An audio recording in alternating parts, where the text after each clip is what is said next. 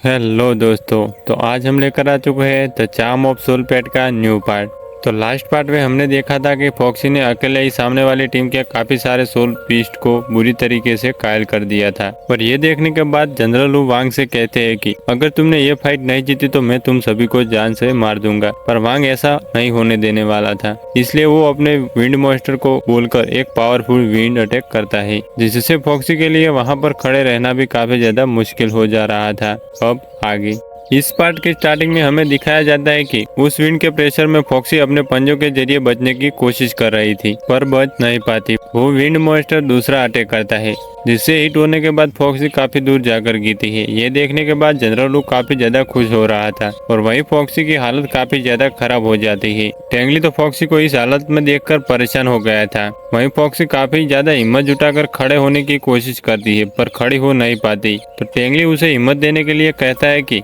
बस हमने इतने सारे मॉन्स्टर को हरा दिया, अब बस 2 बचे हैं। तो उसकी बातें सुनने के बाद फॉक्सी खड़ी हो जाती है और टेंगली कहता है कि सबसे पहले उस विंड मॉन्स्टर पर अटैक करो। तो फॉक्सी ऐसा ही करती है, जिसे देखने के बाद विंड मॉन्स्टर का ओनर वांग को कहता है कि वो अपने ब्लू डेविल का यूज करते हुए उसके आगे शील्ड बनाए। पर वांग कहता है कि अब तुम मुझे सिखाओगे कि मुझे क्या करना चाहिए। यह बोलकर वो अपने ब्लू डेविल को बोलता है कि जाकर उस विंड डीमन को प्रोटेक्ट करो। इधर फॉक्सी तेजी से उस विंड डीमन के तरफ आगे बढ़ रही थी कि तभी वो शैडो डीमन आकर उसे प्रोटेक्ट कर लेता है। वो ब्लू डेविल अपने शैडो नेल्स का यूज कर रहा था। ये देखकर टेंगली फॉक्सी को उन्हें डॉज करने के लिए कह रहा था। फॉक्सी उन अटैक को डॉज तो कर लेती है, लेकिन उसके पाँव में चोट लग गई थी और तभी टेंगली उसे आगाह करता है कि वो विंड डीमन उस पर अटैक करने वाला है, तो जंप कर उस अटैक को डॉज करो। फॉक्सी ऐसा ही कर रही थी, पर वो अब अपने फ्लेम अटैक को दोबारा यूज नहीं कर सकती क्योंकि वो कायल हो चुकी है। यह देखकर वांग कह रहा था कि अब शैडो मॉन्स्टर की कोई जरूरत नहीं है क्योंकि फॉक्सी अब फ्लेम अटैक यूज नहीं कर सकती। यह सुनने के बाद उसका टीममेट कहता है कि यह लड़का कितना ज्यादा बुरा है, यह बस हमारा यूज करके फॉक्सी को वीक करना चाहता है ताकि उसके ऊपर कोई अटैक ना हो। वांग अपने ब्लू डेविल से कह रहा था कि वो फॉक्सी पर स्लैशेस लगाए, तो वो ऐसा ही करता है। यहाँ वांग टीममेट को ऑपरेट नहीं कर रहा था, तो वो कहता है कि किसी बाहर वाले की तरह बिहेव करने की जरूरत नहीं है, तुम टीममेट हो तो टीममेट की तरह बिहेव करो। तो वो दोनों एक साथ फॉक्सी पर तेजी से अटैक करने लगते हैं। जहाँ एक फॉक्सी पर अटैक कर रहा था और दूसरा फॉक्सी के अटैक को ब्लॉक। इस वजह से हमारी फॉक्सी को कोई मौका नहीं मिल पाता उन दोनों में से किसी पर भी अटैक करने का, इसलिए वो विंड मॉन्स्टर के अटैक से हिट होकर काफी दूर जाकर गिरती है। वांग को लग रहा था कि अब सारी की सारी मैच उनके हाथों में आ गई है। वहीं जनरल चाओ फिर से टेंगली पर माइंड प्रेशर का यूज कर रहा था। टेंगली पेन में जैसे तैसे खड़ा था। इस बार फोकस उसके लॉकेट पर दिखाया जाता है और अचानक से फिर से मूनलाइट शो होने लगता है, जिसे देखने के बाद टेंगली फॉक्सी से कह रहा था कि फॉक्सी अब हमारे पास बस लास्ट चांस है। तो फॉक्सी इस लास्ट चांस को अच्छे से यूज करती है। पहले तो वो अपने चोट को हील करती है और इसके बाद काफी तेजी से मून की पावर को ऑब्जर्व करके एक पावरफुल अटैक करने वाली थी, जिससे बचने के लिए वो विंड डेमन खुद को शैडो डेमन के पीछे छुपा लेता है। पर फॉक्सी उन दोनों पर ही एक साथ काफी जबरदस्त स्लैश लगाती है, जिसे देखने के बाद तो वहां पर सभी लोगों का मुंह खुल जाता है क्योंकि एक छोटी सी फॉक्सी ने इन दोनों डीमन का काम तमाम कर दिया था। यह देखने के बाद वांग की टीम के साथ साथ वहां मौजूद एल्डर्स को भी यकीन नहीं होता। टेंगली फॉक्सी को खुश होकर कहता है कि हमने कर दिखाया फॉक्सी।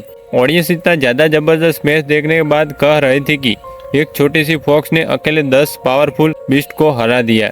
ये मैच इतना ज्यादा औसम था कि उन्हें देखते देखते उनके रोंगटे खड़े हो गए। ऑडियंस फॉक्सी के किए गए वहां पर सभी अटैक को औसम बता रही थी और फॉक्सी को एक खतरनाक शिकारी। फॉक्सी और टेंगली दोनों ही काफी बुरी तरीके से थक गए थे और यह देखकर यान कहती है कि आज दोनों ने ही खुद को प्रूव कर दिया कि वह सबसे ज्यादा स्ट्रॉन्ग है। यान तो सोच रही थी कि शायद यह देखने के बाद अब जनरल चाओ इन दोनों को परेशान नहीं करेगा, पर वही जनरल चाओ तो जनरल लू से कहता है कि क्या तुम अपना प्रॉमिस भूल गए हो? अभी भी वह छोटा फॉक्स का बच्चा तुम्हारी आंखों के सामने कूद रहा है। जनरल चाओ की बात सुनकर जनरल लू अपना हाथ पटकते हुए गुस्से में अपनी टीम को कहते हैं कि यह सभी वेस्ट है और इनका जिंदा रहना मैं अफोर्ड नहीं कर सकता। ये बोलने के बाद वो अपने बीच को भेजकर उन सभी को डराने लगता है। वो वांग के ऊपर चढ़ते हुए कहता है कि जल्दी से अपने सोल पेट को बाहर निकालो और इस मैच को खत्म करो। वांग का कहना था कि उसकी बॉडी में मौजूद ब्लू डेविल उसे कंट्रोल करना नहीं आता, पर लू उसे यह कहते हुए धमकी देता है कि अगर तुमने उसे नहीं मारा तो मैं तुम्हें मार दूंगा। अब न चाहते हुए भी वांग को अपनी बॉडी से वो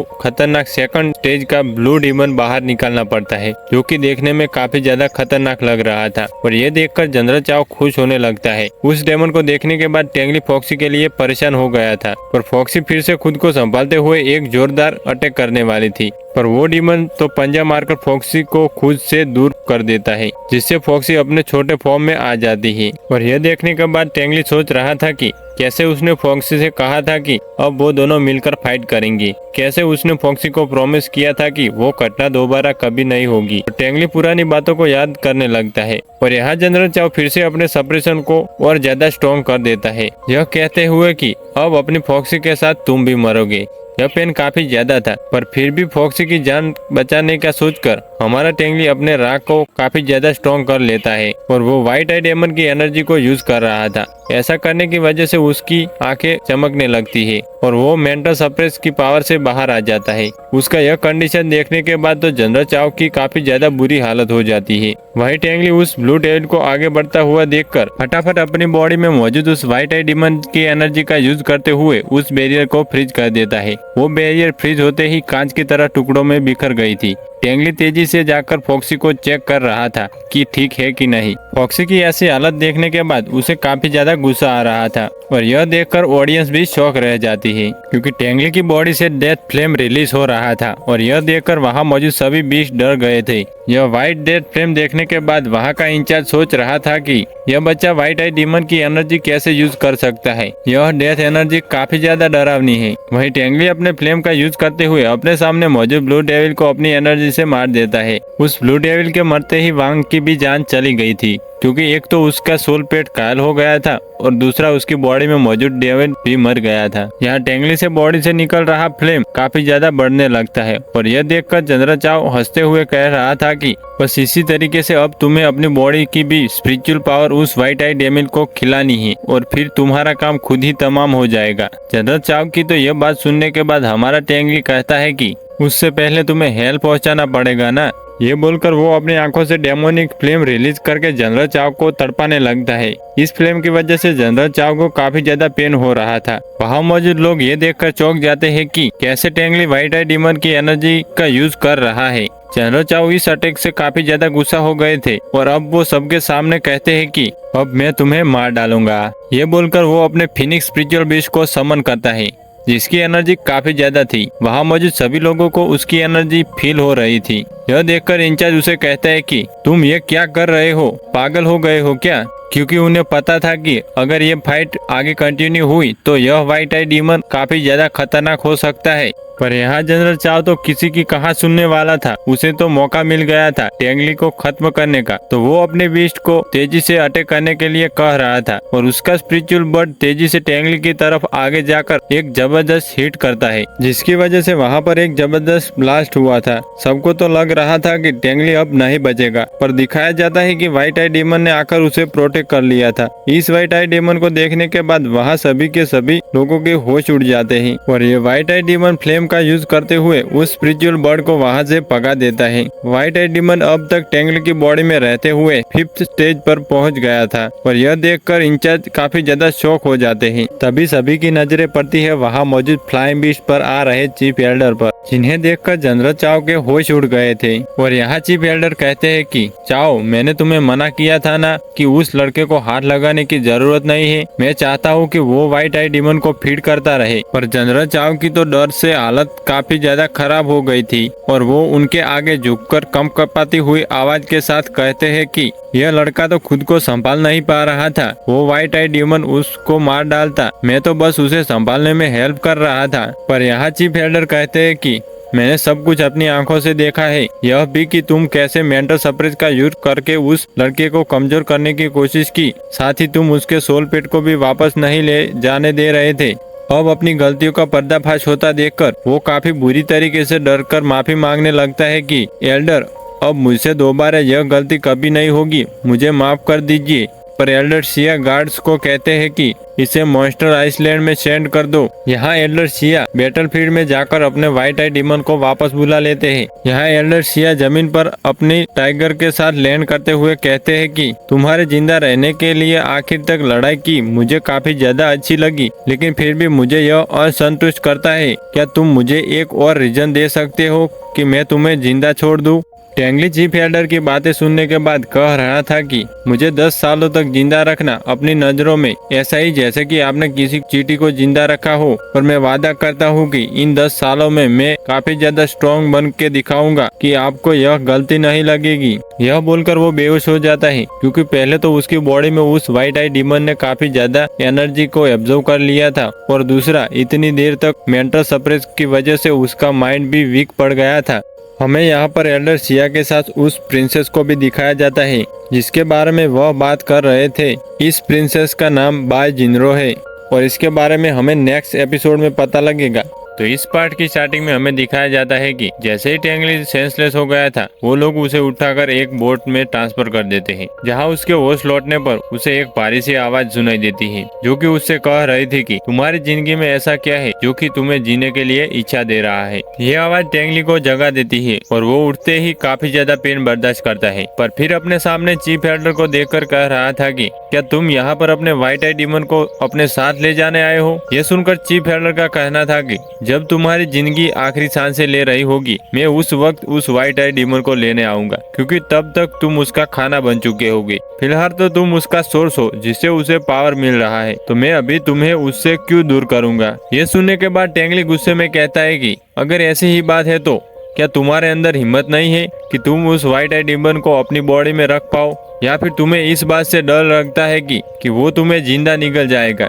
टेंगली की बातें सुनकर चीफ एल्डर कहते हैं कि तुम्हें क्या लगता है, तुम्हारी बातें सुनने के बाद मुझे डिसैटिस्फैक्शन होगा कि मैं सच में ही इस काबिल नहीं हूँ, या तुम मुझे अपनी बातों में उकसाना चाहते हो। लेकिन अफसोस, इन दोनों में से कुछ ही नहीं होने वाला, क्योंकि तुम्हारी यह चालबाजी मुझ पर काम नहीं करने वाली। चीफ एल्डर धीरे धीरे टेंगली की तरफ आगे बढ़ते हुए कह रहा था कि तुम्हें चू फैमिली की काफी ज्यादा याद आती होगी ना। तुम बिल्कुल उसी सिचुएशन में हो जिस सिचुएशन में मैं हूँ, यंग फैमिली के प्रेशर में सर्वाइव करने की जिंदगी। पर अफसोस, जिस सिचुएशन में मैं तुम हो, वहाँ पर तुम्हारी कमजोरी और तुम्हारे ये बेवकूफ तुम्हारे किसी काम नहीं आ सकती। हाँ, अगर तुम डीमन क्लान में ज्वाइन होकर यंग फैमिली की तरफ हो जाओ तो फिर तुम्हारा सर्वाइव के चांसेस बढ़ जाएंगे, पर मैं जानता हूँ कि तुम ऐसा नहीं करोगे, क्योंकि यह मैंने किया था। पर इसके अलावा तुम इस व्हाइट आई डीमन को बहुत ही लंबे समय तक बॉडी में रखकर फीड किया है, तो इससे यह तो कहा जा सकता है कि तुम्हारे अंदर काबिलियत है। तो मैं तुम्हें सर्वाइव करने का एक रास्ता देता हूँ।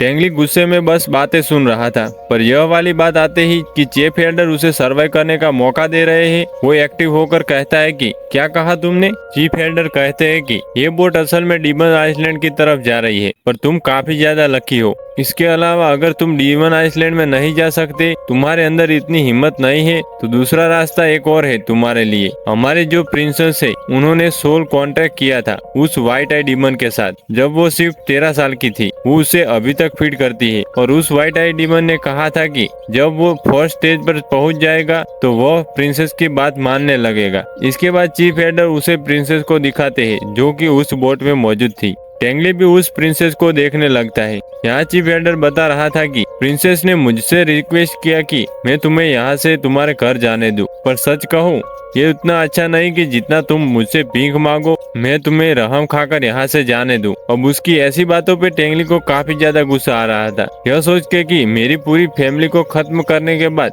अब चाहता है कि मैं इससे माफी मांगूंगा, तो वो कह देता है कि कभी नहीं। यहाँ चीफ एल्डर हमारे टेंगली से कहते हैं कि मैं कल सुबह तुम्हारा बोट की छत पर इंतजार करूंगा और मेरा सोल पेट तुम्हें वहां पर लेकर जाएगा, पर अगर तुमने घर जाने की कोशिश की या भागने की जरूरत की तो रास्ते में ही मरवा दिए जाओगे। यह धमकी देने के बाद वो तो वहां से निकल जाता है। दूसरी तरफ हम टेंगली को दिखाया जाता है जो कि फॉक्सी के जरिए प्रिंसेस के पास एक छोटा सा लेटर पहुंचाया था, जिस लेटर में लिखा हुआ था कि थैंक यू उसकी हेल्प करने के लिए। इस लेटर को पढ़ते हुए प्रिंसेस काफी ज्यादा हैरान थी। नेक्स्ट मॉर्निंग हमें टेंगली को दिखाया जाता है जो कि चीफ एल्डर के उस फ्लाइंग बीस्ट पर बैठकर डीमस आइलैंड की तरफ रवाना हो चुका था, जहां वो हवा में अपने न्यू स्किल को प्रैक्टिस करते हुए कह रहा था कि मेरी यह सोल स्किन यानफू बहुत ज्यादा अच्छी है, जो कि फ्यूचर में फाइट करने के दौरान उसकी काफी ज्यादा हेल्प करने वाली है सेल्फ प्रोटेक्शन में। रास्ते में आगे बढ़ते हुए टेंगली उस चीफ एल्डर की कही हुई बातों को याद करने लगता है, जब उन्होंने कहा था कि इस डीमन आइसलैंड में उसे काफी सारे प्रिजनर्स मिलेंगे जो कि यहाँ पर आपस में ही फाइट कर सर्वाइव करते हैं।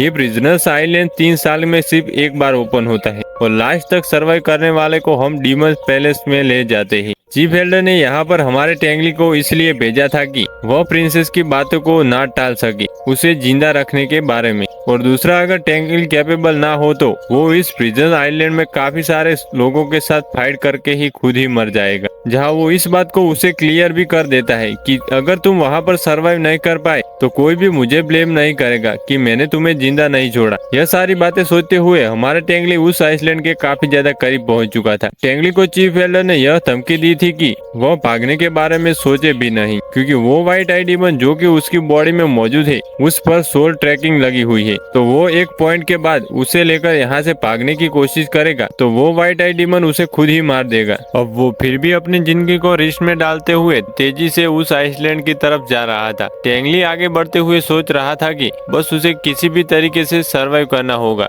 फॉक्सी और उसे यहाँ पर अपना 100% देकर यहाँ से बाहर निकलकर खुद को साबित करते हुए एक दिन उस एल्डर शिया को कूटने को बल लाना है ताकि वो जान की भीख मांगे। तभी तेजी से उस फ्लाइंग बीस्ट के साथ आगे बढ़ते हुए टेंगली नोटिस करता है कि आसमान में एक और बीस्ट मौजूद है, जिसके ऊपर फ्लाई करने की वजह से आसमान में बादल पूरी तरीके से इफेक्ट हो गए थे। तेजी से हवाएं चलने लगी थी और टेंगली का फ्लाइंग बीस्ट डिसबैलेंस होकर तेजी से नीचे गिरना शुरू कर देता है। जैसे तैसे वो दोनों खुद को संभालते हुए उस जगह से दूर हटकर देखते हैं कि आखिर यह बीस्ट है क्या। पता लगता है कि यह 2 पंखों वाला एक खतरनाक ड्रैगन है, जिसे देखने के बाद टेंगली काफी ज्यादा शौक था और वह कह रहा था कि क्या इस तरीके के सोल पेट्स भी इस दुनिया में एग्जिस्ट करते हैं। उसे तो थोड़ी देर के लिए ऐसा लग रहा था कि बस वो अभी मरने वाला हो। इसके बाद वो दोनों फटाफट से उस आइसलैंड की तरफ पहुंचते हैं, जहां जाने के बाद हमारे टेंगली को वो आइसलैंड काफी ज्यादा खूबसूरत लग रहा था। टेंगली को उस घास के मैदान में छोड़कर वो बीस्ट वहां से उड़ जाता है। उस बीस्ट को जाने के बाद हमारा टेंगली फॉक्सी को समन कर लेता है, जो आते हुए काफी ज्यादा एक्साइटेड लग रही थी। टेंगली उसे देखकर कहता है कि अब तुम्हें और मुझे एक्टिव होना होगा आने वाले खतरे के लिए। फॉक्सी भी बिल्कुल रेडी थी, तो टेंगली यह देखकर कहता है कि तुम तो मुझसे भी ज्यादा रेडी लग रही हो। और उनके इस सफर को एंजॉय करने के लिए सिल्क वॉर्म भी उनका साथ देने वाला था, जो कि फॉक्सी के सर पर बैठ के आगे का रास्ता तय करने लगता है। हमारी फॉक्सी को उछल कूद करता देखकर टेंगली अपने मन में सोचता है कि फॉक्सी अब दोबारा मैं तुम्हें उन बुरे लोगों के हाथ नहीं लगने दूंगा, चाहे इसके लिए मुझे कुछ भी क्यों ना करना पड़े। और अब वो फॉक्सी के साथ आगे बढ़ना शुरू हो चुका था। आगे बढ़ते हुए उन्हें काफी समय गुजर जाता है और वो लोग एक वाइन फॉरेस्ट में पहुंच जाते हैं, जहाँ टेंगली उस वाइन ट्री के बेलों को धीरे धीरे हटाते हुए आगे बढ़ रहा था। फॉक्सी भी उसके साथ चल रही थी कि तभी एक वाइन के खींचते हुए उसके सामने एक बड़ा सा क्रिस्टल आ गिरता है, जो कि काफी ज्यादा बड़ा और अजीब लग रहा था, जिसे थोड़ा सा गौर से देखने पर टेंगली को पता लगता है कि यह तो एक आइस क्रिस्टल है, जिसके अंदर एक पर्सन की लाश है। वो उस आइस क्रिस्टल को गौर से देखते हुए कह रहा था कि आखिर इस इंसान की ऐसी हालत किसने की होगी। वो थोड़ा उसके एक्सप्रेशन पे गौर करते हुए उसे पता लगाने की कोशिश करता है कि इस इंसान को रिएक्ट करने से पहले ही मौत का मुंह देखना पड़ा है। टेंगली अपने पास से अपना सा छोटा सा नाइफ निकाल लेता है कि अगर इसके पास सर्वाइव करने के लिए कुछ मिल जाए तो वो रख लेगा। वो तो इस आइस कॉफिन को देखकर सोच रहा था कि शायद वो बीस्ट भी बहुत ही ज्यादा स्ट्रॉन्ग हो गई। और तभी वहाँ पर एक हिट आकर लगता है, जो कि उस बीस्ट ने किया था। शायद उस बीस्ट को पता लग गया था कि टेंगली उस क्रिस्टल को तोड़ने की कोशिश कर रहा है। टेंगली और फॉक्सी काफी मुश्किल से उस खतरनाक अटैक को डॉज करते हुए दूर हट जाते हैं और वो अटैक जाके सीधा क्रिस्टल पे लगता है। इस चीज को देखने के बाद टेंगली और फॉक्सी को पता लग जाता है कि यह एक आइस फैल्कन है, जो कि 3rd स्टेज पर है। इसका अटैक इतना ज्यादा पावरफुल होता है कि जिसे सोचकर ही टेंगली समझ गया था कि तभी ये इंसान इतनी जल्दी मर गया। अभी वो आइस फैल्कन काफी पावरफुल अटैक उन दोनों पर करने वाली थी, अपने आइस को रिलीज करते हुए। इससे पहले कि यह आइस उन तक पहुंच पाता, यहाँ टेंगली फॉक्सी को ऑर्डर देता है कि वो अपने आइस फ्लेम का यूज करे। फॉक्सी ऐसा ही करती है, तेजी से अपने आइस फ्लेम को रिलीज करती है, जिससे वो अटैक ब्लॉक हो गया था। ये 3 स्टेज आइस फैल्कन इस अटैक को देखकर काफी ज्यादा नाराज हो जाती है और वो तेजी से अपने पंखों को फड़फड़ाते हुए उन पर आइस की बारिश कर रही थी। इसकी इतनी पावर को देखने के बाद टेंगली फॉक्सी से कह रहा था कि तुम्हें थोड़ा केयरफुल रहना होगा, तो तुम अपने ओरिजिनल फॉर्म में आ जाओ। तो फॉक्सी ऐसा ही करती है और फिर वो रोर करते हुए फैल्कन को यह दिखा रही थी कि अब वो भी फाइट करने के लिए बिल्कुल भी रेडी है। इधर वो आइस फैल्कन अपने कोल्ड ओरा को रिलीज करते हुए तेजी से फॉक्सी की तरफ बढ़ ही रहा था और वहीं दूसरी तरफ फॉक्सी अपने स्पिरिचुअल जंप का यूज करते हुए तेजी से उस फैल्कन की तरफ बढ़ रही थी। फॉक्सी को इस तरीके से आगे बढ़ता हुआ देखकर टेंगली भी अपने पास एक सोल टेक्निक को एक्टिवेट कर देता है, जिससे उसे पता लगता है कि हमारी फॉक्सी उस आइस फैल्कन से थोड़ा भी नहीं डर रही। वो यह देखकर खुश था कि वो कितनी हिम्मत से तेजी से उस पर अटैक करने जा रही थी। अब तक फॉक्सी के टेल से भी फायर रिलीज होना शुरू हो चुका था और फॉक्सी एक जबरदस्त पंजा उस फैल्कन को मारकर पेड़ पर लैंड कर गई थी। पर वो फैल्कन इस अटैक से घायल तो नहीं होती, बल्कि वो और भी ज्यादा गुस्सा में पीछा करने लगती है। तो टेंगली भी फॉक्सी के साथ उसका पीछा करने हुए फॉक्सी को कहता है कि हमें उसे जान से मारना नहीं, बल्कि उसे पकड़ना है। फॉक्सी इस बात के लिए रेडी थी और वहीं दूसरी तरफ वो आइस फैल्कन क्रिस्टल अटैक करना शुरू कर देता है। इससे पहले कि वो शार्प क्रिस्टल उससे आकर हिट कर पाते, वो दोनों तेजी से अटैक को डॉज करते हुए आगे बढ़ रहे थे। वो आइस फैल्कन उन लोगों को अपने पीछे आता देखकर अभी भी क्रिस्टल बरसाए जा रही थी और वहीं दूसरी तरफ फॉक्सी उसके उन क्रिस्टल को डॉज करते हुए आगे बढ़ रही थी। यहाँ फॉक्सी एक पेड़ पर चढ़ जाती है और वहीं टेंगली ऑर्डर देता है कि उस पर निशाना लगाकर फ्लेम अटैक करो। तो फॉक्सी ऐसा ही करती है, उस आइस फैल्कन पर निशाना लगाकर एक जोरदार फ्लेम रिलीज करती है, जो कि एक पेड़ से हिट हो गया था। पर फॉक्सी हार नहीं मानती, बल्कि इसी तरीके से और भी काफी सारे खतरनाक अटैक करे जा रही थी। पर वो आइस फैल्कन तेजी से फ्लाई करते हुए फॉक्सी के सारे अटैक डॉज कर लेती है। यहाँ टेंगली भी जंप करते हुए उसके पास आकर अपनी एनर्जी को जबरदस्त हिट करता है, पर यह हिट भी फैल्कन को रोक नहीं पाता। फॉक्सी के लगातार अटैक करने की वजह से उस फैल्कन की स्पीड धीरे हो गई थी और वहीं टेंगली के अटैक करने की वजह से वो फैल्कन कंफ्यूज हो जाती है। जिस मौके का फायदा उठाते हुए हमारी फॉक्सी जंप करके मून ब्लेड का यूज करते हुए उस फैल्कन को घायल कर जमीन पर ला देती है। वो फैल्कन काफी बुरी तरीके से घायल हो गई थी, लेकिन फिर भी उड़ते हुए वहाँ से एस्केप करने की कोशिश करती है। टेंगली फॉक्सी को कह रहा था कि बस थोड़ी देर और ये फिर हमारे कब्जे में होगी। यहाँ वो सिल्क बॉम्ब डिसाइड करता है कि वो उनकी हेल्प करेगा, तो वो तेजी से अपने सिल्क का यूज करते हुए उस आइस फैल्कन को ट्रैप करके फंसा लेता है, जिसे देखने के बाद टेंगली काफी ज्यादा खुश हो गया था और फिर वो सिल्क बॉम्ब से कहता है कि आज तुम्हें मैं काफी अच्छा खाना देने वाला हूँ, तुमने बहुत अच्छा काम किया है। वही फैल्कन जमीन पर आकर गिर गई थी। टेंगली और फॉक्सी उसे चेक करना चाहते थे। टेंगली का प्लान था कि वो आइस फैल्कन को भी समन कर अपना सोल पेट बना लेगा, पर इससे पहले कि वो अपने प्रोसेस को कंप्लीट कर पाता, काफी बुरी तरीके से घायल होने की वजह से वो आइस फैल्कन दम तोड़ देती है। ये देखकर टेंगली को समझ नहीं आता कि क्या यह थोड़ी देर और सरवाइव नहीं कर सकती थी। अगर वो उसकी सोल पेट बन जाती तो वो उसे हील कर चुका होता, पर अफसोस अब यह किसी काम का नहीं रहा। वो ये सारी बातें सोच ही रहा था कि तभी उसे आसमान में काफी सारे सोल फैल्कन की चिल्लाने की आवाज सुनाई देती है। उसे समझ नहीं आता कि ये क्या हो रहा है। वो काफी ज्यादा कंफ्यूज था। वहीं दूसरी तरफ इस आइस फैल्कन के डेथ होने की वजह से वहाँ पे और काफी सारे आइस फैल्कन आ जाते हैं, वो भी बहुत ज्यादा गुस्से में। उन्हें अपने साथी की मौत की खबर लग गई थी और वो टेंगली के पीछे हाथ धोकर पड़ जाते हैं। उन सभी को एक साथ अपनी तरफ आता देखकर टेंगली और फॉक्सी भागना शुरू कर देते हैं, यह कहते हुए कि अगर इन लोगों ने अटैक करना शुरू कर दिया तो यह सभी काफी है हमारी कब्र बनाने के लिए। और ऐसा ही होता है। वो सभी आइस फैल्कन काफी ज्यादा गुस्से में तेजी से क्रिस्टल अटैक किए जा रहे थे और जिस भी जगह पर वो अटैक हिट करते वो जगह पूरी तरीके से फ्रीज हो जाती है। फॉक्सी भागते भागते एक पल को रुककर अपने आइस फायर फ्लेम का यूज करते अटैक करती है। यह अटैक तो काफी ज्यादा जबरदस्त था, लेकिन वो सभी अमाउंट में काफी ज्यादा थे जिन्हें कोई भी फर्क नहीं पड़ता और वह अभी भी उनका पीछा किए जा रहे थे। आगे बढ़ते हुए टेंगली नोटिस करता है कि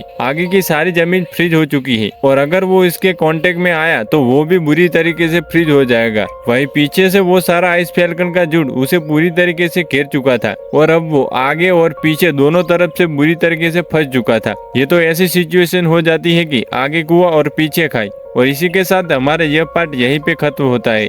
तो इस पार्ट की स्टार्टिंग में हमें दिखाया जाता है कि उनके आगे का रास्ता पूरी तरीके से फ्रीज हो रखा था और पीछे से उस आइस फैल्कन का पूरा झुंड उनके ऊपर अटैक किया जा रहा था। तो यह देखने के बाद हमारा टेंगली फॉक्सी से कहता है कि तुम ट्री के जरिए आगे बढ़ो और मौका पाकर उन पर अटैक करते रहना। फॉक्सी ऐसा ही करती है। वहीं दूसरी तरफ टेंगली को दिखाया जाता है जो फैल्कन के हो रहे अटैक को डॉज करते हुए दूर हट रहा था उसी फ्रीज हुए रास्ते पर चलते हुए। पर तभी वो नोटिस करता है कि पेड़ों में भी वो फ्रीजन फैल रही है जिसकी वजह से हो सकता है कि वो मुसीबत में पड़ जाए। तो अब टेंगली डिसाइड करता है कि भागने से कोई फायदा नहीं होने वाला क्योंकि ये आइस तेजी से फैल रही और कब उन तक पहुंच जाए उससे पहले ही उन्हें इस चीज को रोकना होगा। तो वो फॉक्सी से कहता है कि फॉक्सी इनके वीक पॉइंट पर टारगेट करके फायर फ्लेम का यूज करो। फॉक्सी ऐसा ही करती है। वो अपने आई फायर फ्लेम का यूज करते हुए उनकी तरफ अटैक कर रही थी जिससे वो थोड़ी देर के लिए पीछे हट जाते हैं और उन्हें कमजोर करने के लिए टेंगली भी अपनी एनर्जी का यूज करते हुए अटैक कर रहा था। इस अटैक के करने से वो लोग काफी ज्यादा गुस्सा हो जाते हैं और इससे पहले कि हमारी फॉक्सी एक दूसरा खतरनाक अटैक कर पाती वो तेजी से अपने न्यू स्किल का यूज कर रहे थे जिसका नाम था ब्लेड ट्रॉम। उन्हें इस तरीके का अटैक करता देखकर टेंगली काफी ज्यादा डर जाता है और वो फॉक्सी को कह रहा था कि वापस आ जाओ, लेकिन खुद वो उनके अटैक से हिट होते हुए नीचे गिर गया था जहाँ थोड़ी देर के लिए उसका हाथ भी फ्रीज हो जाता है। पर फिर वो दोनों उस अटैक को डॉज करने की कोशिश कर रहे थे क्योंकि ये अटैक इतना ज्यादा खतरनाक होता है कि एक ही बारी में वहाँ मौजूद आधे जंगल का सफाया कर चुके थे। इस अटैक खत्म होने के बाद टेंगली और फॉक्सी बाहर आते हैं। टेंगली थोड़ा सा इंजर्ड हो गया था पर वो कहता है कि शुक्र है पेड़ों की वजह से हम इस खतरनाक अटैक से बच गए, लेकिन अगर उन लोगों ने दोबारा इस अटैक को किया तो इस बार तो हमें बचाने के लिए पेड़ भी नहीं है। तभी वो नोटिस करता है कि वो आइस फैल्कन का झुंड वापस आकर उनके ऊपर अटैक कर रहा है हमारी फॉक्सी पर, जिससे फॉक्सी के पाँव फ्रीज हो जाते हैं। तो ये देखकर वो छोटा सिल्क वर्म गुस्सा होकर अपने मुंह से सिल्क निकालते हुए आइस फैल्कन को ट्रैप कर देता है। उसका यह खतरनाक अटैक देखने के बाद टेंगली काफी हैरान होते हुए कह रहा था कि तुम छोटे से इतने बड़े कब हो गए? अचानक से ये पावर कहाँ से आ गई तुम्हारे पास है? इसके बाद टेंगली अपने कंधे पे बैठाते हुए वहाँ से भाग लेता है फॉक्सी के साथ, पर पीछे से वो सिल्क वर्म सिल्क रिलीज करके उस आइस फैल्कन पर लगातार हिट किया जा रहा था। उसे ऐसा करता देखकर फॉक्सी भी जोश में आ जाती है और वह अपने पंजे को मारकर एक आइस फैल्कन का काम तमाम कर देती है। यह देखने के बाद टेंगली अपने छोटू ग्रीन मास्टर से कहता है कि तुम दोनों एक एक करके इन आइस फैल्कन को खत्म करो, पर उससे पहले इनसे बचने के लिए उस पेड़ की छाल में छुप जाते हैं। टेंगली भागते हुए उस पेड़ की छाल में छुपने ही वाला था, पर उससे पहले ही ये लोग खतरनाक अटैक करके उसे डॉज करने पर मजबूर कर देते हैं। जहां एक आइस फैल्कन लगभग टेंगली को कैच करने ही वाला था, पर वो जंप करते हुए पेड़ की छाल के अंदर घुस जाता है। जहां जाने के बाद फॉक्सी दूसरी तरफ से पेड़ के ऊपर चढ़कर उसके ऊपर से अटैक कर रही थी। वहीं पेड़ के अंदर छुपने के बावजूद भी आइस फैल्कन टेंगली का पीछा नहीं छोड़ते, बल्कि लगातार उस पे क्रिस्टल अटैक किए जा रहे थे। वहीं दूसरी तरफ फॉक्सी मौका पाकर उस पेड़ के ऊपर से जंप करते हुए एक फैल्कन को अपने जबड़े में फंसा देती है। ये देखकर बाकी सभी ज्यादा एग्रेसिव होकर लगातार टेंगली पर अटैक किए जा रहे थे। टेंगली को पता था कि वो यहाँ छुपकर बच नहीं सकता, इसलिए वो भी वहाँ से सरकते सरकते बाहर आना शुरू कर देता है। पर तब तक हमारे सिल्वर वर्म को गुस्सा आ गया था, तो इसलिए वो अपने सिल को रिलीज करके दो पेड़ों के बीच एक जाल जैसा बना चुकी थी, जिसकी वजह से वो सभी आइस फैल्कन उसी में आकर फंस जाते हैं। यह देखकर टेंगली कह रहा था कि वाह छोटू मास्टर, क्या काम किया है, इसी को करते रहो। अब तक तो फॉक्सी को भी पता लग गया था कि उसे क्या करना चाहिए, इसलिए वो उन सभी को उकसाते हुए अपने पीछे आने को कहती है, जिसके बाद वो अपने छोटू फॉर्म में आकर बड़े आराम से उस जाल के बीच में से निकल गई थी। पर इन सभी आइस फैल्कन की साइज बड़ा होने की वजह से वो सभी उसी में फंस जाते हैं। उन्हें इस तरीके से ट्रैप हुआ देखकर टेंगली कहता है कि अब ये लोग कुछ देर तक यहीं रहेंगे, तो तब तक हमें अपनी एनर्जी को बचाकर यहाँ से बाहर निकलने का रास्ता देखना होगा। पर उनके आगे जाने से पहले ही पता नहीं हमारे छोटू मास्टर को क्या होता है कि वो अपनी एनर्जी को रिलीज करके आसमान में एक जंप करते हुए आइस फैल्कन को एक एक करके ट्रैप करके जमीन पर गिराता जा रहा था। उसके यह खतरनाक अटैक देखने के बाद टेंगली उससे कहता है कि छोटू मास्टर वापस आ जाओ,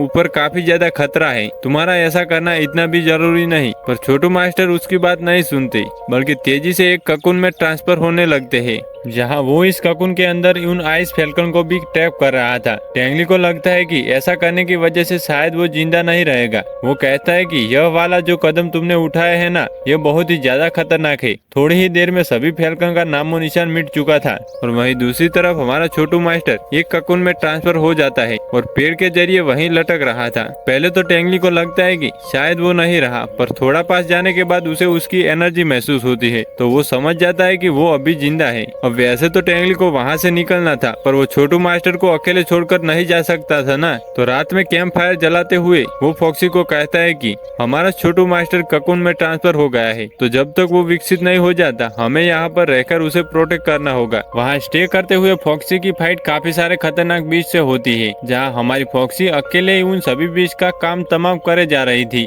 उसी बीच दोबारा उसके ऊपर एक और आइस फैल्कन का झुंड अटैक कर देता है। इस बार फॉक्सी ने अकेले ही सब कुछ संभाल लिया था। वहाँ जंगल में इतने सारे बीच के साथ फाइट करने की वजह से हमारी फॉक्सी के अटैक पावर एनहेंस हो चुकी थी। जहां पहले कंपटीशन में उसके लिए एक स्केल बीस्ट भारी पड़ रहा था, वहीं अब जंगल में काफी सारे स्केल बीस्ट को धूल चटा देती है। दिन बीतते जाते हैं और हमारी फॉक्सी फाइट करते रहती है। उसी बीच हमारा टेंगली पता लगाने की कोशिश कर रहा था कि आखिर वो छोटू मास्टर किस नस्ल का इंसेक्ट है। जहाँ उसे बुक पढ़ते हुए छोटू मास्टर के बारे में कोई भी जानकारी नहीं मिल पाती। उसे एक दो इंसेक्ट मिलते हैं मिलते जुलते, लेकिन फिर वो सोचता है कि चलो छोड़ो, अभी के लिए हमारा एनवायरनमेंट सेफ है, क्योंकि उन्होंने काफी दूर तक जंगल में जानवरों को हटा दिया था अपने रास्ते से। अब टेंगली डिसाइड करता है कि वो नेक्स्ट डे और भी दूर तक जाएगा, ये देखने के लिए कि कहाँ तक मौजूद है ये आइस फैल्कन्स। नेक्स्ट मॉर्निंग टेंगली और फॉक्सी एक आइस फैल्कन का पीछा करते हुए एक केव तक पहुँच चुके थे, जो कि पहाड़ी की चोटी पर था। अब तक टेंगली और फॉक्सी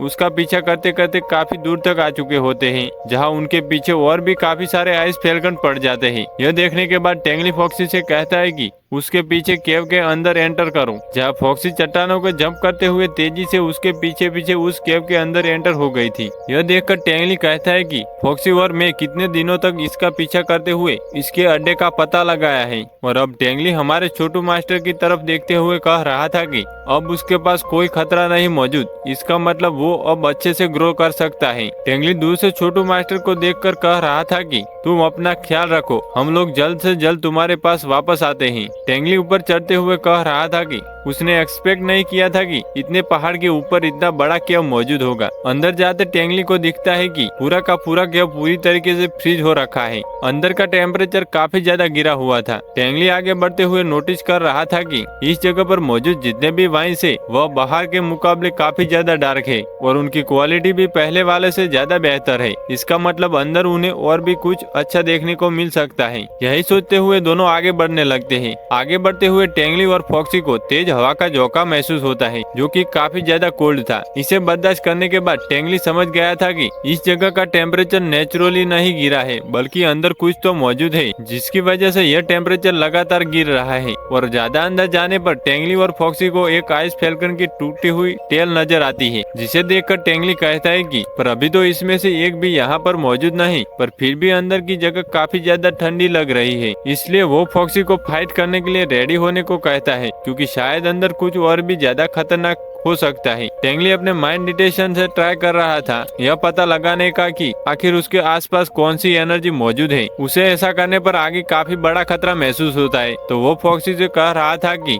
वो अपनी फ्लेम रिलीज करे, जिसके बाद जो कोई भी अंदर होगा वह बाहर आ जाएगा। तो फॉक्सी टेंगली की बात सुनते हुए ऐसा ही करती है। एक तेजी से फ्लेम अटैक कर दिया, जो कि सामने मौजूद एक बड़े से बर्फ के टुकड़े से हिट होता है, जहाँ पर काफी सारे आइस फैल्कन मौजूद थी, जो कि इस अटैक के बाद केव से बाहर निकल जाती है। और वहीं आइस के अटैक के हिट होने की वजह से वो बड़ा सा आइस स्टोन पिघलते पिघलते एक आइस एल्फ का रूप ले लेता है। और फिर हमें इसके बारे में कुछ इन्फॉर्मेशन दी जाती है, जैसे कि ये आइस एल्फ लेवल 2 से लेवल 6 तक हो सकते हैं। वहीं इसके पास आइस एट्रीब्यूट मौजूद है और इसका हाई लेवल जो कहलाता है एक वॉरियर लेवल।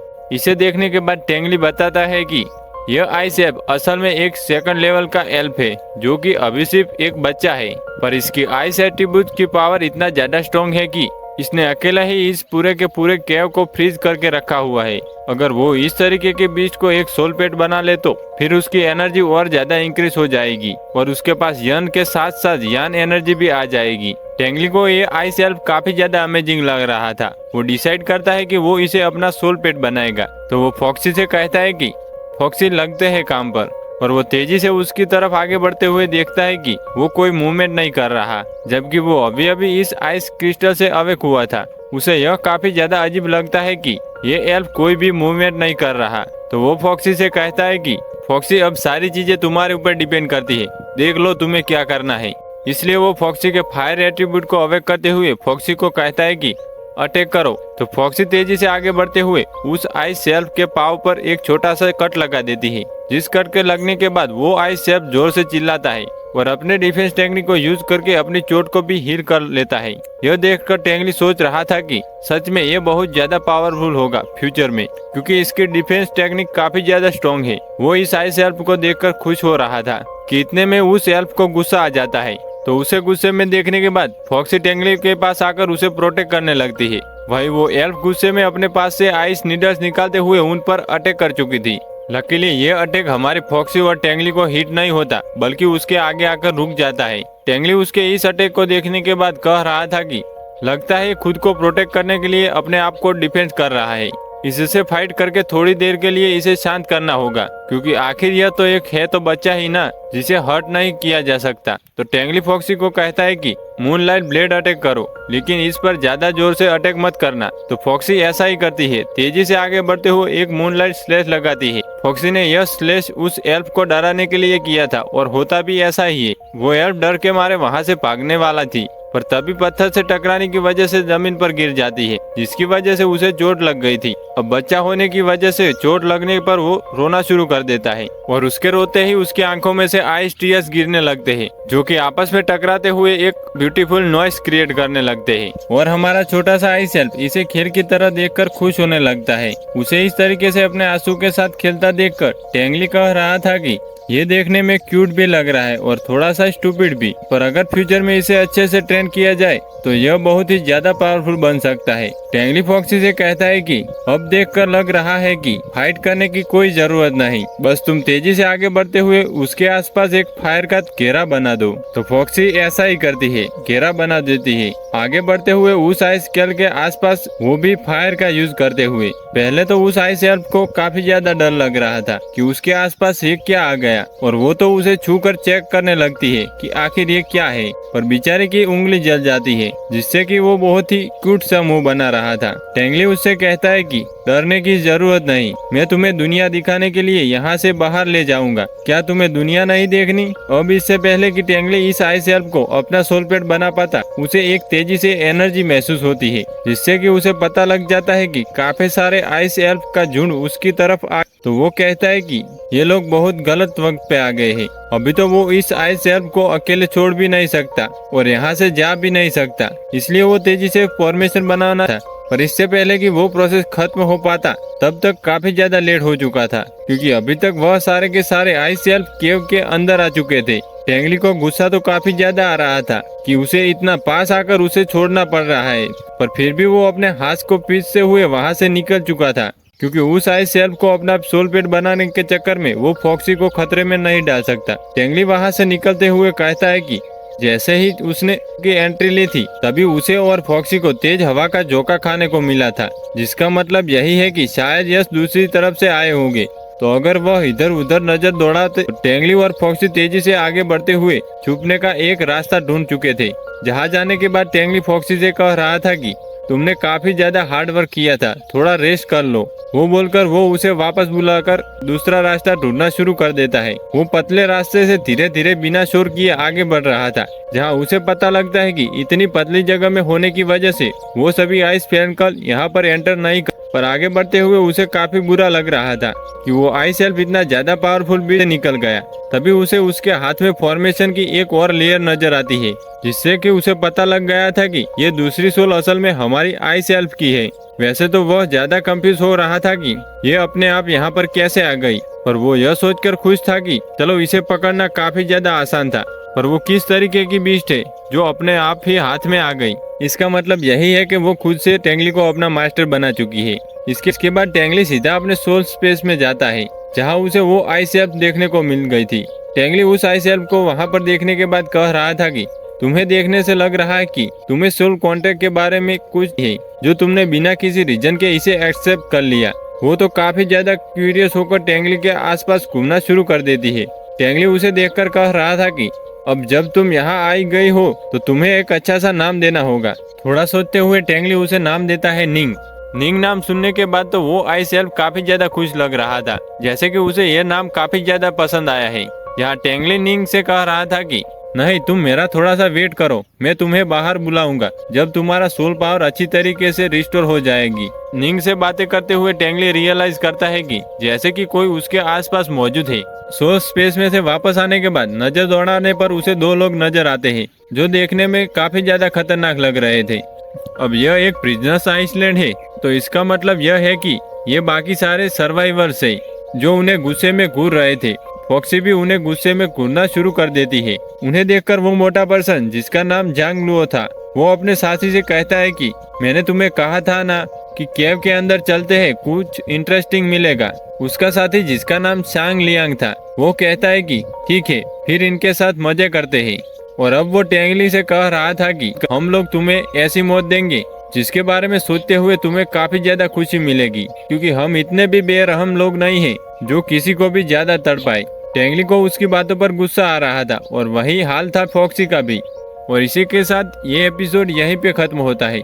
तो इस पार्ट की स्टार्टिंग में हमें दिखाया जाता है कि टेंगली उनकी धमकी सुनने के बाद फाइट करने के लिए रेडी हो चुका था। वही वो लोग सोच रहे थे कि टेंगली के पास तो एक छोटी सी फॉक्सी है, वो इनका क्या ही बिगाड़ लेंगे। इसलिए वो लोग अपने सोल पेट आइस फैल्कन को बाहर निकाल लेते हैं। यह आइस फैल्कन तेजी से आगे बढ़ रहा था ताकि वो टेंगली पर अटैक कर सके, पर टेंगली भी समन करके अपनी आइस सेल्फ निंग को बाहर बुला लेता है। उसे देखने के बाद तो वो बढ़ के तोते उड़ जाते हैं और उसका यह रिएक्शन देखकर उसका मालिक कह रहा था कि बेवकूफ पक्षी, आगे बढ़कर अटैक करो, खड़े खड़े उस बीश का मुंह क्यों देख रहे हो। वही टेंगली कह रहा था कि ये बीश अपने से ज्यादा ताकतवर को देखकर काफी बुरी तरीके से डर गया है और उसे समझ नहीं आ रहा है कि वो आखिर यहाँ क्या कर रहा है। तो निंग, क्यों ना इन्हें दिखाया जाए कि तुम्हारी अंदर कितनी ताकत है। इसके बाद वो निंग से कहता है कि आइस ब्लेड अटैक करो, जिसे सुनने के बाद निंग काफी पावरफुल आइस ब्लेड निकालकर उस बर्ड की तरफ थ्रो कर देती है। उस अटैक को ब्लॉक करने के लिए वो आइस फैल्कन स्टॉर्म का यूज कर रही थी, पर इसका कोई फायदा नहीं होता, बल्कि वो हिट होकर बुरी तरीके से घायल हो जाती है।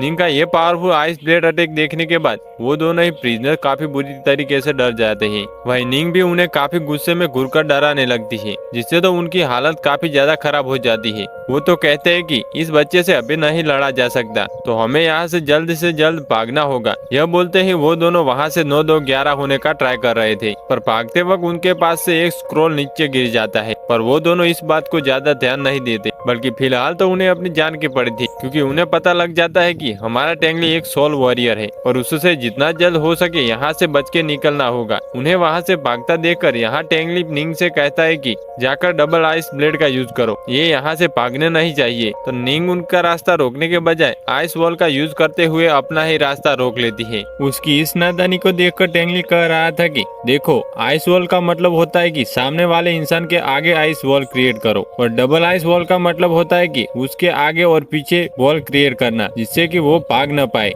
अगर तुम ऐसे ही अपना रास्ता ब्लॉक करो तो आगे से फाइट करने में हमें दिक्कत होगी ना। यह सुनने के बाद कि उसने कितनी बड़ी गलती कर दी, निंग काफी ज्यादा सैड हो जाती है। अब उसे इस तरीके से मुंह लटकाता देखकर टेंगली कह रहा था कि कोई बात नहीं, अभी के लिए इसे जाने देते हैं। अब तो तुमने नई स्किल सीख ली है ना, तो आगे से ध्यान रखना। वैसे भी हमने तुम्हारी अटैक की स्किल चेक कर ली, जो कि बहुत ही ज्यादा अमेजिंग है। अपने मास्टर के मुंह से ऐसी सारी बातें सुनकर वो खुश हो जाते ही। उस आइस वॉल को हटाने के बाद टेंगली वहाँ पड़ा स्क्रॉल भी मिल गया था। पहले ही नजर में वो समझ जाता है कि यह पक्का उन दोनों लोगों का होगा। उसे ओपन करने के बाद उसे उसमें काफी लंबी लिस्ट नजर आती है। थोड़ा सा गौर से पढ़ने पर उसे पता लग गया था कि ये तो डीमन पैलेस की लिस्ट है। उस स्क्रॉल को निंग काफी गौर से देख रही थी। उसे ऐसा करता देखकर टेंगली कहता है कि तुम्हें यह भाषा समझ नहीं आएगी, ये इंसानी भाषा है, पर फिर भी अगर तुम चाहो तो मैं तुम्हारे लिए ये ट्रांसलेट कर देता हूँ। इस बात को सुनकर तो वो काफी ज्यादा एक्साइटेड हो जाती है। इस लिस्ट को गौर से देखने के बाद टेंगली को पता लग गया था कि इस डीमन आइसलैंड में टोटल 3000 प्रिजनर्स है। उसे यह जानकर हैरानी होती है कि इन लोगों ने 3000 लोगों को यहाँ पर कैद करके रखा हुआ है। ऐसी ही लिस्ट उस एल्डर शिया ने फॉक्सी को भी दिया था, जो कि उसके माइंड में प्रिंट था, पर इन चोरों ने उसे स्क्रॉल में प्रिंट करा लिया, जिससे कि उन्हें और ज्यादा अच्छे से क्लियर विजन आए। यहाँ पर जो नाम ग्लो कर रहे थे वो जिंदा है और जो नाम ग्लो नहीं कर रहे थे वो मर चुके हैं और उनकी सोल को हासिल कर लिया गया है। इस लिस्ट को देखने के बाद टेंगली कह रहा था कि चलो इस लिस्ट के जरिए एक चीज तो साफ हो गई कि कितने लोग जिंदा है और कितने लोग मर चुके हैं। पर इससे एक चीज का खतरा बढ़ गया है कि इन लोगों को पता लग गया है कि कौन जिंदा है, जिससे कि वो लोग ढूंढ ढूंढ कर मार सकते हैं। इसका तो सीधा मतलब यही बनता है कि यहाँ से बचना बहुत ही ज्यादा मुश्किल है। उसे इतना ज्यादा सीरियस देखने के बाद निंग उस स्क्रॉल को पीछे से चेक करके टेंगली को बताती है। टेंगली जब उस स्क्रॉल को पलट के देख रहा था तो उसे वहाँ पर एक छोटा सा मैप मिल जाता है। उस मैप को देखने के बाद टेंगली को लग रहा था कि जैसे कि उसने इस एरिया को कहीं पे देखा है। तो वो फटाफट से केव से बाहर निकलकर जब अपने आसपास नजर दौड़ाता है तो उसे पता लग गया था कि यह मैप किसी और जगह का नहीं बल्कि इसी जगह का है। तो वो अपने फिंगर्स का यूज करते हुए आसपास प्रोटेक्शन बैरियर लगा चुका, जिससे कि वो छोटू मास्टर आराम से रिलैक्स कर सके। टेंगली को पता लग गया था कि वो छोटू मास्टर जानबूझकर उसे यहाँ लेकर आया क्योंकि उसके सेंसेस काफी ज्यादा स्ट्रॉन्ग है। पर यहाँ पर अब उसे जरूरत से ज्यादा केयरफुल रहना होगा क्योंकि उसकी लोकेशन फाउंड कर ली जा चुकी है। इस बात को सुनकर तो निंग काफी ज्यादा सीरियस लग रही थी। इसके बाद तो हमें उस डिमस आइसलैंड की किसी और जगह को दिखाया जाता है जहाँ पर एक चोर तेजी से भागकर आगे बढ़ रहा था और इसका पीछा और कोई नहीं बल्कि जनरल चाव कर रहे थे, जो कि अपने बीच के जरिए उसे जान से मार देते हैं। चाव को गलती करने के बाद उसे उठाकर इस डिमस आइसलैंड में पटक दिया गया था, जिस वजह से अब वो सर्वाइव करने के लिए दूसरों को जान से मार रहा था। यहाँ भी वो एक बंदे को मारकर उसके पास से काफी सोल कोर्स को लेकर कहता है कि ऐसे बेकार सोल कोर्स की वजह से मैं तुम्हें रात भर चेज करता रहा। तभी अचानक कुछ लोग तेजी से उसकी तरफ भागते हुए आगे बढ़ रहे थे, जैसे कि वो लोग किसी से जान बचाकर भाग रहे हो। उस नजारे को देखकर तो वो एक्साइटेड हो जाता है। तभी उसकी नजर पड़ती है कि पीछे से एक बंदा अपने बीच को लेकर उसकी तरफ तेजी से आगे बढ़ रहा है, जो कि एक स्लैश में उन सभी का काम तमाम कर चुका था। उस बंदे को देखने के बाद जनरल चाव पहचानते हुए कहते हैं कि यह बंदा यंग फैमिली का सबसे स्ट्रॉन्गेस्ट पर्सन लेंगचंग है, पर ये इस डिमस आइसलैंड में क्या करने आया है। यह बंदा जमीन पे लैंड होते हुए अपने बीच के जरिए जनरल चाव को काफी बुरी तरीके से डरा देता है। लेंगचन उन कैदियों के पास से उनका स्क्रॉल ले लेता है जिसमें बाकी सारे कैदियों के नाम लिखे हुए थे। हमें यहाँ पर लेंगचन के बारे में कुछ बातें पता लगती है कि ये यंग फैमिली का सेकंड यंग मास्टर है। ये बंदा चाव को देखने के बाद कहता है कि चाव, स्ट्रॉन्गेस्ट पर्सन और एक जनरल होने के बावजूद भी तुम यहाँ पर काफी मुश्किल से सरवाइव कर रहे हो, आखिर यहाँ तक पहुँचे कैसे। जिस पर तो चाव उसके आगे झुकते हुए कहता है कि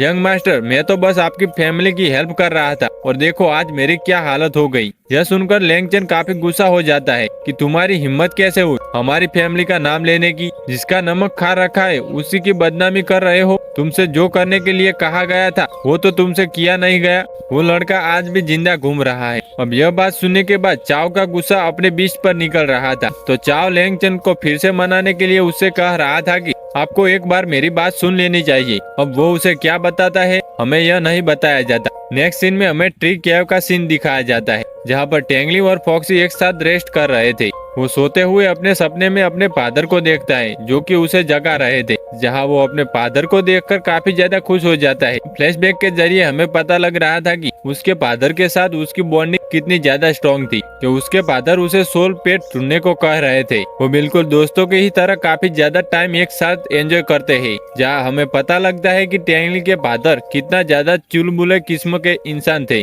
कि वो अपने बेटे को फंसाकर वहाँ से निकल जाते हैं और टेंगली के पीछे हाथ धोकर एक नॉक मॉन्स्टर पड़ जाता है, जिससे वो काफी बुरी तरीके से डर गया था और वो अपने फादर से कह रहा था कि आपने फिर से मेरे साथ चीट किया। उसके फादर उससे कहते हैं कि मैं तो बस तुम्हें सिखा रहा हूँ कि अपने सामने मुसीबत को देखकर डरते नहीं बल्कि उसका सामना करते हैं। उसके फादर आने वाली प्रॉब्लम्स के लिए उसे टफ बना रहे थे, जहाँ बच्चा होने की वजह से टेंगली इन सारी बातों पर ध्यान नहीं देता, बल्कि वो तो मॉन्स्टर से डर के काफी बुरी तरीके से भागने लगता है। उससे पता लगता है कि हमारा हीरो पहले कितना ज्यादा डरपोक हुआ करता था। अपने फादर की इन्हीं शर्तों की वजह से वो अपने फादर से गुस्सा भी हो जाता था। जहाँ उसके फादर एक दिन उसे मनाते हुए कहते हैं कि उनके सोल पेट का नाम मोया है, जो कि उसने फॉक्सी का भी नाम रखा है। डैड अपने सोल पेट के बारे में बता रहे थे कि तुम्हें पता है कि मैंने इसे क्यों चूज किया, क्योंकि वह सबसे ज्यादा स्ट्रॉन्ग है और मुसीबत में कभी भी मेरा साथ नहीं छोड़ता। उसको देखकर मुझे भी फाइट करने की हिम्मत मिलती है। तो मेरे बेटे, मैं चाहता हूँ कि तुम अपने लिए ऐसा सोल पेट ढूंढो जो मोया की तरह तुम्हारा साथ दे। ये सोल पेट सच में काफी ज्यादा खतरनाक था, पर डैड कहते हैं कि उसे चूज करने के पीछे एक और रीजन यह है कि वो बहुत ही ज्यादा हैंडसम है। इसी बीच उनके क्लान पर यंग फैमिली के एल्डर्स ने अटैक कर दिया था, तो उसके फादर टेंगली को अपनी आखिरी निशानी वो लॉकेट पहनाते हुए कहते हैं कि हमारे मो क्लान पर काफी ज्यादा प्रॉब्लम्स आ गई है, जिन्हें सॉल्व करने के लिए मुझे जाना पड़ेगा। तो वो टेंगली को अपना ख्याल रखने का बोलकर वहाँ से चले जाते हैं। टेंगली इस घटना को याद करके अपने फादर को रोकने की काफी ज्यादा कोशिश कर रहा था, पर ऐसा करने की वजह से उसकी आंख खुल जाती है और वो अपने सामने फॉक्सी को देखने के बाद उसे याद आता है कि वो तो एक बस सपना देख रहा था। फॉक्सी उसे परेशान देखकर उसे चाटना शुरू कर देती है ताकि वो काम डाउन हो जाए। तो वो फॉक्सी को समझाता है कि वो ठीक है, उसने तो बस एक प्यारा सा सपना देखा था जो कि उसके पास से जुड़ा हुआ है, पर ऐसा करने की वजह से उसे फाइट करने की हिम्मत आ गई थी। तो वो वहाँ से बाहर निकलने की तैयारी कर रहा था, पर तभी उसे ब्लड की काफी ज्यादा स्ट्रॉन्ग स्मेल आती है। तो वो वहीं छुपकर देखने लगता है कि आखिर माजरा क्या है। तभी दूर से कल रात वाला प्रिजनर तेजी से भागते हुए आगे बढ़ रहा था। तभी एक बीस्ट के खतरनाक अटैक करने की वजह से वो गिर जाता है। ये काफी ज्यादा खतरनाक ब्लड बीस्ट था, जिसे देखकर टेंगली समझ जाता है कि यह यंग फैमिली का बीस्ट है और इसके ओनर का नाम ओ काजिमा है। उसे समझ नहीं आता कि यह यहाँ पर क्या कर रहा है। वहीं दूसरी तरफ वो प्रिजनर डर के मारे उससे रहम की भीख मांग रहा था, पर वह सामने वाला पर्सन उसे माफ करने से मना करते हुए कहता है कि रात वाला वो मैप कहाँ पर मौजूद है। अब ये वही पर्सन थे जिनके पास से वो स्क्रॉल गिर गया था। उन्हें नहीं पता था कि वो स्क्रॉल आखिर कहाँ गया, तो यह कुछ जवाब नहीं दे पाता। पर सामने वाला पर्सन उसे जान से मारने की धमकी देते हुए वो मैप मांगने लगता है। उसे वहाँ देखने के बाद टेंगली को काफी ज्यादा गुस्सा आ रहा था। वहीं दूसरी तरफ वो बिजनर उसे कहता है कि मेरे पार्टनर्स के पास वो स्क्रॉल मौजूद था, मुझे उस स्क्रॉल के बारे में कुछ नहीं पता, आपको उसे ढूंढना चाहिए। तो जब इस ओ काजिमा को कोई मैप नहीं मिलता तो वो अपने पेट के जरिए इस बंदे को मरवा देता है। उन लोगों की इन्हीं सारी हरकतों की वजह से टेंगली को पता लग गया था कि इस स्क्रॉल में छुपे हुए मैप की वजह से यंग फैमिली के सभी लोग यहाँ पर मौजूद हुए हैं। शायद उन्हें किसी ट्रेजर के बारे में पता लगा है, इसलिए वो सारे मैप्स को इकट्ठा करते हुए उस ट्रेजर को पता लगाना चाहते हैं। पर अब तक ओ काजिमा को भी अपने मैप को देखते हुए गुस्सा आ रहा था कि अब तक उसके हाथ सिर्फ एक ही मैप लगा है। अब इस घने जंगल में वो बाकी सारे मैप कहाँ ढूंढता फिरे। हमें पता लगता है कि लैंगचेन असल में ओ काजिमा का अंकल है, जिसने उसे यह मैप लेने के लिए भेजा है। फिलहाल तो उस ओ काजिमा के हाथ में रखा हुआ मैप ग्लो कर रहा था, जिससे कि उसे पता लग जाता है कि दूसरा मैप भी आसपास मौजूद है। वहीं दूसरी तरफ अब टेंगली भी समझ गया था कि इस मैप पे एक तरीके का स्पेल कास्ट किया हुआ है, जिससे कि दूसरे मैप के कांटेक्ट में आते ही ग्लो करना शुरू कर देता है। तो अब उसे भी पता लग गया था कि अब वो फंसने वाला है। वहीं ओ काजिमा टेंगली को ढूंढना शुरू कर देता है, यह कहते हुए कि लगता है कि कोई चूजा बिल में छुपा हुआ है। अब टेंगली को पता लग गया था कि वो फंस गया है, तो वो फॉक्सी को इशारा करता है कि वो जाकर एक जबरदस्त स्लैश लगाए। तो फॉक्सी पेड़ से जंप करते हुए ब्लड स्लैश लगा देती है, जिससे तो वो बीच काफी आसानी के साथ रोक लिया था। टेंगली भी जंप करके उसके सामने आ जाता है, जिसे देखने के बाद वो काजिमा कह रहा था कि तुम यहाँ। तो टेंगली उसकी बातें सुनते हुए कहता है कि तुमने ही तो हमारी यह हालत की है, अब यंग फैमिली की बदौलत ही मैं यहाँ पर मौजूद हूँ। टेंगली का यह रवैया देखने के बाद अब यहाँ पर वो ओ काजिमा काफी ज्यादा डर गया था। वो कहता है कि कितना ज्यादा स्ट्रॉन्ग किलिंग इंटेंट निकल रहा है। क्या ये वही लड़का है जो कुछ महीनों पहले इतना डरा सहमा रहता था और अपनी फैमिली की प्रोटेक्शन के अंदर रहता था, और अब इसका लुक और ऑरा सच में काफी ज्यादा पावरफुल फील हो रहा है। यहाँ टेंगली भी बिना डरे हुए पूछता है कि मुझे बताना चाहोगे कि यंग फैमिली के कितने लोग यहाँ पर मौजूद है और क्या करने आए हैं? अगर बता दिया तो मैं फिर ट्राई करूंगा कि तुम्हें ज्यादा दर्द भरी मौत ना दूं। टेंगली की बातें सुनने के बाद यह बंदा कह रहा था कि तुम मुझे जान से मारोगे, जिसके सोल पेट ने उसे अपना मालिक मानने से इनकार कर दिया था, जो पास में एक सोल पेट मास्टर बनने के भी लायक नहीं था, वो मुझे जान से मारना चाहता है। यह बोलने के बाद वो अपने ब्लड बीज से कहता है कि इसकी गर्दन पे काट कर इसकी गर्दन धड़ से अलग कर दो। उस ब्लड बीज को तेजी से आगे बढ़ता देखकर फॉक्सी उस पर जबरदस्त शेर लगाती है, जिससे हिट होकर वो स्लाइड करता हुआ पीछे हट जाता है। यह अटैक देखने के बाद यह बंदा जोर से हंसते हुए कहता है कि एक मूनलाइट फॉक्स जिसका अटैक इतना ज्यादा बेकार था, मुझे तो लगा था कि तुम्हारे पास सोल पे सच में काफी ज्यादा स्ट्रॉन्ग होगा, पर ये तो एक ट्रेस है। अब ये सारी बातें सुनने के बाद फॉक्सी और टेंगली दोनों को ही काफी ज्यादा गुस्सा आ रहा था। वहीं दूसरी तरफ वो बंदा दोनों का मजाक उड़ाते हुए कहता है कि टेंगली तुम सच में एक गैंगल सिटी के एक जोक बनने के लायक हो। वो जोर जोर से हंसते हुए ब्लड बीच से कहता है कि जाकर एक ही बार में उस फॉक्स को गटक लो। तो उसे आगे बढ़ता देखकर यहाँ टेंगली ज्यादा गुस्से में फॉक्सी को सीक्रेट अटैक करने को कहता है। तो फॉक्सी भी तेजी से आगे बढ़ते हुए ब्लड स्प्लिटिंग मून ब्लेड का यूज करती है। यह अटैक इतना ज्यादा जबरदस्त था कि फॉक्सी लगातार स्लेसेस मारते हुए उस ब्लड बीस्ट का काम तमाम कर चुकी थी, जिसे देखने के बाद तो उस ओकाजिमा की आंखें फटी की फटी रह जाती है कि उसे बेवकूफ बनाया गया। उसके तो होश उड़ जाते हैं, कुछ सोचने समझने के लायक ही नहीं बचता। डर से उसकी हालत खराब हो जाती है। और इसी के साथ हमारा यह पार्ट यहीं पे खत्म हो जाता है।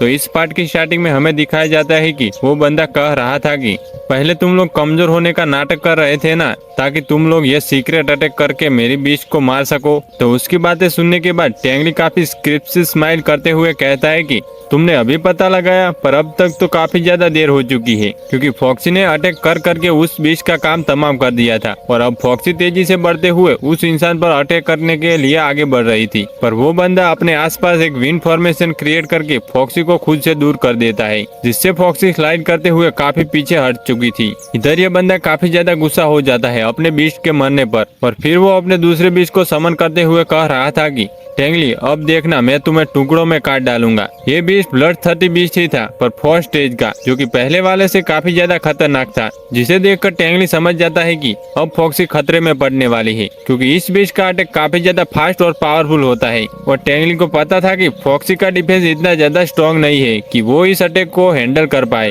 तो टेंगली फॉक्सी से कहता है कि तुम्हारे लिए इसे डील करना काफी ज्यादा मुश्किल होगा, तो तुम वापस चली आओ, मैं निंग के साइड मिलकर इसे फाइट करने का ट्राई करता हूँ। पर टेंगली की बातें सुनने के बाद फॉक्सी गुस्से में अपनी ओरिजिनल फॉर्म में आते हुए यह दिखा देती है कि वो अंदर नहीं जाएगी, बल्कि वो फाइट को कंटिन्यू करेगी। फॉक्सी का यह बिहेवियर देखने के बाद टेंगली कहता है कि अब तुम फाइट करना ही चाहती हो तो जी जान से करना। वहीं दूसरी तरफ सामने वाला अपोनेंट का बीच काफी जोर से रोर करते हुए आगे बढ़ना शुरू कर देता है, और वहीं फॉक्सी दूसरी तरफ वही सीक्रेट अटैक ट्राई करते हुए उसके अटैक को डॉज करते हुए उसके पीछे से चली जाती है। टेंगली फॉक्सी को इस बीच से डिस्टेंस बनाकर फाइट करने को कह रहा था, जहाँ अब वो उसे आइस फ्लेम यूज करने को कहता है। तो फॉक्सी ऐसा ही करती है, अपनी आंखों से फायर फ्लेम रिलीज करना शुरू कर देती है। इस अटैक के हिट होने के बाद वो ब्लड 30 बीच काफी बुरी तरीके से तड़पना शुरू हो जाता है। फिर वो जैसे तैसे खुद को संभालते हुए वापस खड़ा हो गया था। तो उसका मास्टर उसे कहता है कि क्या लड़कियों की तरह तड़प रहे हो, एक खतरनाक अटैक करके इसकी गर्दन उड़ा दो।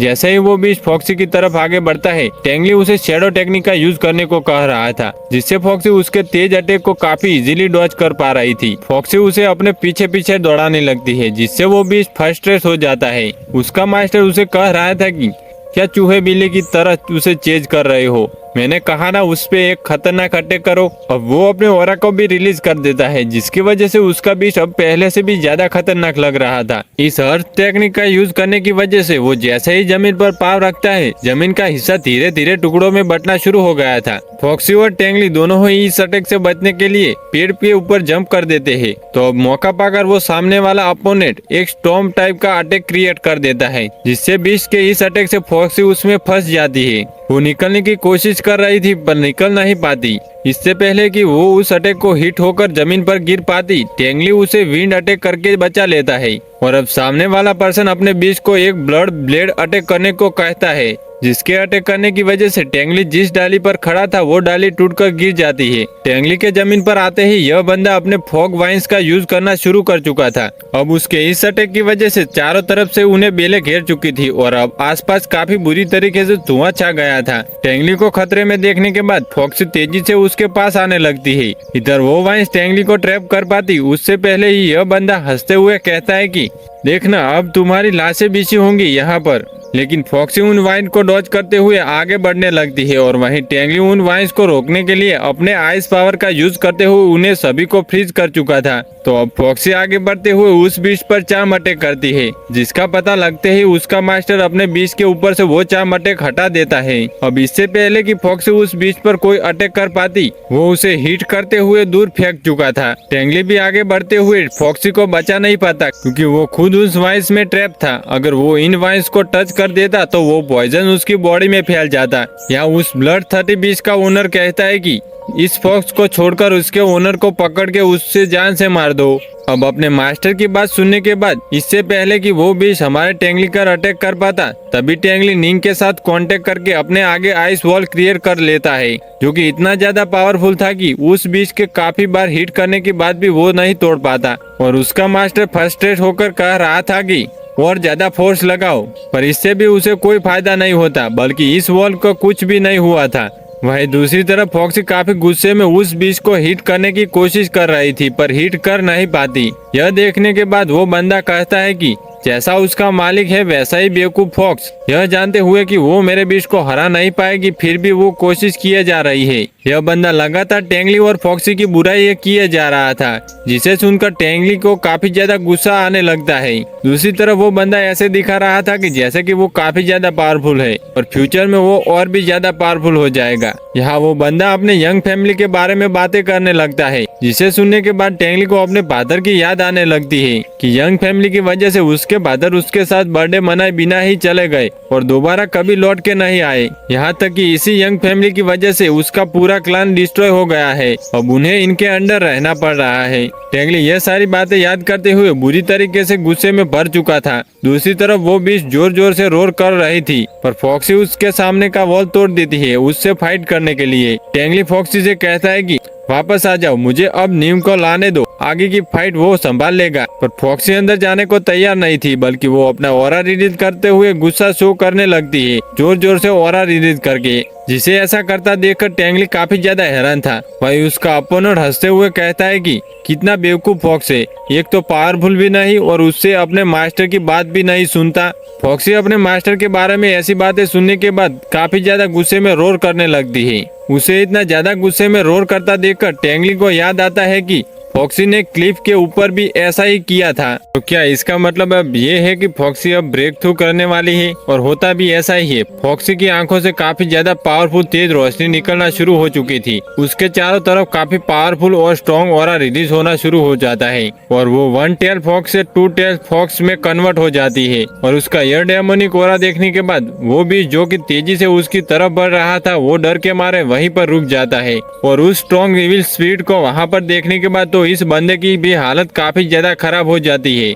वो तो बस यही सोच रहा था कि आखिर इस छोटी सी फॉक्स के अंदर से इतना ज्यादा डेमोनिक ऑरा कैसे रिलीज हो सकता है। वहीं फॉक्सी ब्रेक थ्रू के साथ साथ धीरे धीरे 3 डीमन टेल फॉक्स बन जाती है। यह खतरनाक ट्रांसफॉर्मेशन देखने के बाद उस बंदे के गले से थूक भी नहीं खटक रही थी। वहीं अभी तक लगातार वो ऑरा रिलीज होता देखकर टेंगली समझ गया था कि अभी तक ये म्यूटेशन खत्म नहीं हुआ है। वहीं फॉक्सी का डेमोनिक ऑरा और ज्यादा तेजी से इंक्रीज हो रहा था, क्योंकि अब वो एक 5 टेल डीमन फॉक्स में कन्वर्ट हो चुकी थी। फॉक्सी का पूरा ट्रांसफॉर्मेशन खत्म होने के बाद जब वो ट्रांसफॉर्म होती है तो अब वो एक 6 टेल डीमन फॉक्स में कन्वर्ट हो चुकी थी। उसका वो खतरनाक ऑरा देखने के बाद यह बंदा तो सीधा खड़ा भी नहीं हो पा रहा था। उसे इतना ज्यादा प्रेशर फील होने लगता है। साथ ही वो कह रहा था कि यह एक नॉर्मल ट्रांसफॉर्मेशन नहीं है, बल्कि ये एक रेशियल वेरिएशन है। आखिर एक छोटी सी फॉक्स ट्रांसफॉर्म होकर 6 टेल डेमोनिक फॉक्स में कैसे कन्वर्ट हो सकती है? उसे यकीन ही नहीं आ रहा था कि एक बार में जो फॉक्स सिर्फ एक टेल को इंक्रीज कर सकती है, वो स्किप करते हुए 6 टेल में कैसे ट्रांसफॉर्म हो चुकी है।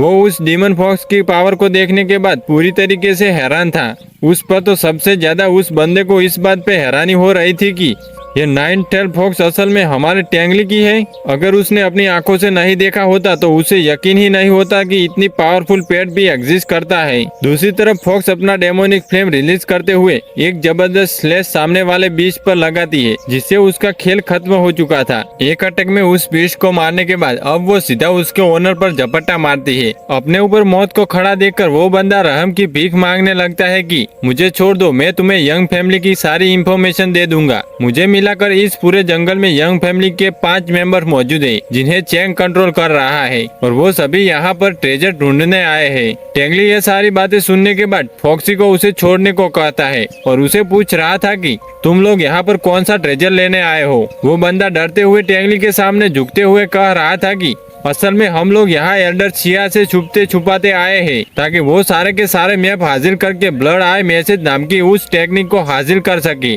उसके बारे में सुनने के बाद टेंगली कहता है कि यह तो एक यंग फैमिली की सीक्रेट मेथड है ना। वो बंदा कहता है कि हाँ ये यंग फैमिली की सीक्रेट मेथड है, लेकिन जो उनके पास मौजूद है वो इनकम्प्लीट है, इसलिए वो सभी यहाँ आकर उस मेथड को हासिल करना चाहते हैं। उन्हें उड़ती उड़ती खबर मिली थी कि इस बार 3000 बिजनेस के बीच जो भी विनर होगा उसे मिलने वाला इनाम ये खास मेथड है, जो कि पूरा का पूरा वर्जन है ब्लड आई मैसेज का। तो यंग फैमिली अपने पावर को इंक्रीज करने के लिए उस मेथड को हासिल करना चाहती है। जैसे ही टेंगली को इस बारे में पता लगता है, वो काफी ज्यादा गुस्सा होते हुए कहता है कि यंग फैमिली उस मेथड को हासिल करने का प्लान बना रही है ताकि वो स्ट्रॉन्ग होकर चू फैमिली को खत्म कर सके। वो तो इतना बुरी तरीके से मना करने लगता है कि जैसे कि ये प्लान उनका बिल्कुल भी नहीं है, लेकिन फिर बड़ी चालाकी से वो टेंगली को मारने के लिए अपने पास से एक छोटा सा खंजर निकाल लेता है। उसे लग रहा था कि उसकी यह ट्रिक कामयाब रहेगी, पर फॉक्सी उसे भून देती है। उसे मरने के बाद टेंगली उसके पास से सारी चीजें कलेक्ट करते हुए कह रहा था कि ये लोग चू फैमिली के पीछे हाथ धोकर पड़ चुके हैं। इन्हें पता है कि अगर चू फैमिली रही तो यंग फैमिली की कभी न कभी डिस्ट्रॉय हो जाएगी,